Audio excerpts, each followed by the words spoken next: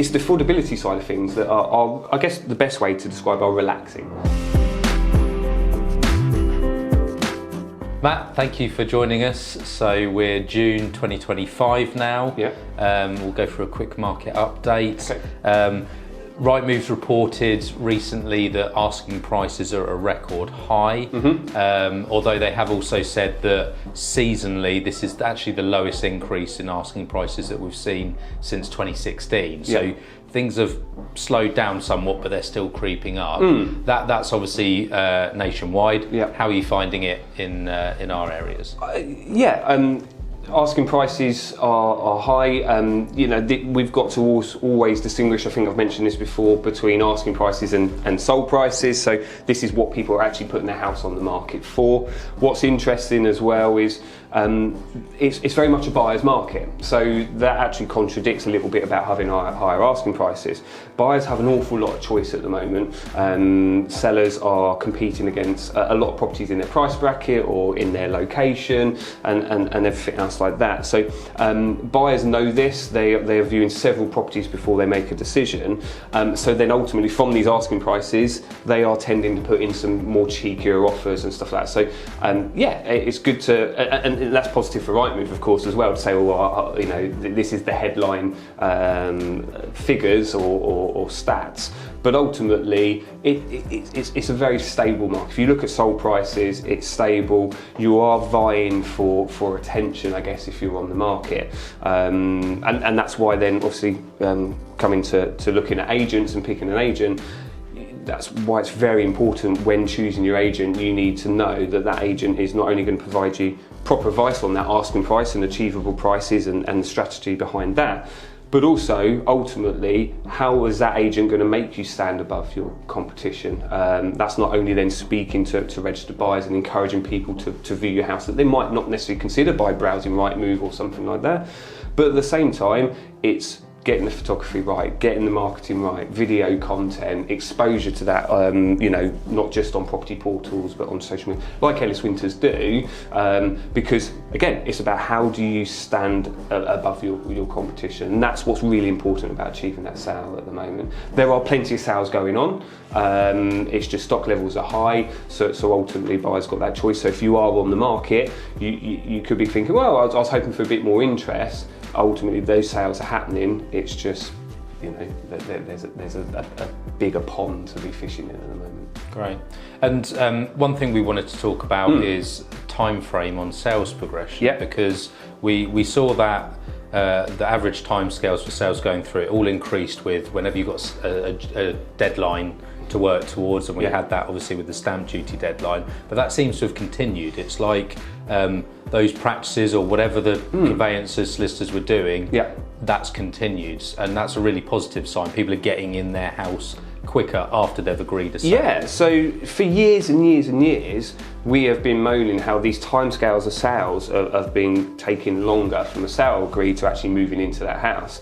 And that actually, from our point of view, contradicted with technology getting better and being able to sign things online. It's like, how is this getting longer?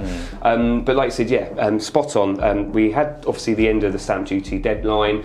That meant solicitors had to get things done by a certain deadline, and so whatever's changed, because this is what we're seeing in all chains, so this is properties happening out of area, and so that timescale is shortening,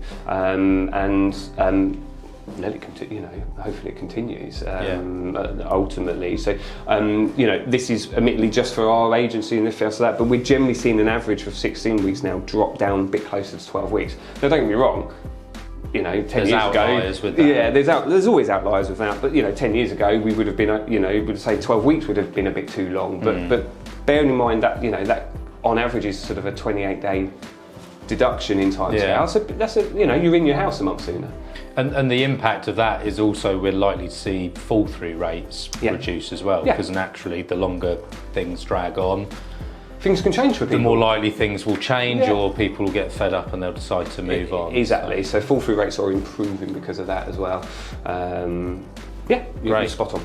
And then I think one of the biggest changes actually that we're seeing at the moment is the area of mortgages, the mortgage market. So Rightmove have their mortgage tracker that looks, it kind of keeps a view on on what the lowest rates are. Yeah. A 2-year is now at, or the lowest 2-year is at 3.72%. Yeah. A year ago that was 4.75, so quite more than a percentage drop there. And obviously that's really going to help people. That's perhaps going to play into those prices going up as well. Yeah. But the affordability criteria, that's becoming easier to. Yeah, so so not only have we seen those drops in interest rates, which again are those headline figures, actually what we're hearing from our advisors is it's the affordability side of things that are, I guess the best way to describe, are relaxing. Ultimately, yes, there's criteria you have to match when getting these products, but that is all to help, especially first-time buyers or people with low incomes, to get onto to the market, and that is only going to, like I said, going to be positive to drive that market forward, because ultimately, if that enables more first-time buyers, especially at the bottom, to get onto the market, great. What one of our advisors in the company mentioned that there is a return of 100% mortgages. Now, yeah, obviously it's subject to strict criteria and everything else of that. But ultimately, we thought they would never come back. After 2007, 2008 sort of financial crash, we thought that was the end of those. But yeah, they are coming back in, and that comes down to that affordability factor loosening and enabling people to perhaps look at products that they just weren't there a year ago.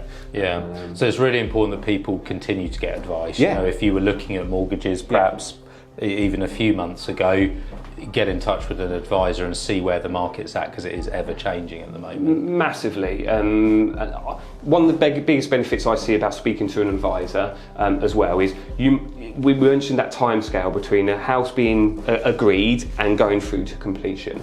Well, ultimately, even in that sort of 3-month period, the product or what mortgage you could improve. You don't have to go through. Now, if you're doing that yourself, you wouldn't be alerted to that information. Yeah. If you're through an advisor, it might be between you getting your offer agreed and obviously going through, you might get a little bit less interest rate, or there might be, the affordability factors change, so you might be able to do something with that product. It's so important, in my opinion, to get that advice, not only at the beginning, but obviously then work with that advisor all the way through. And those initial chats are all free, aren't they? So, and whether that's either in a branch, or maybe you want to do it over the phone, or video calls. If you want to have it in your own home, that's also a possibility. So people just need to contact their local Ellis Winters branch, don't they? And we'll put them in touch with the right people local to them. Great.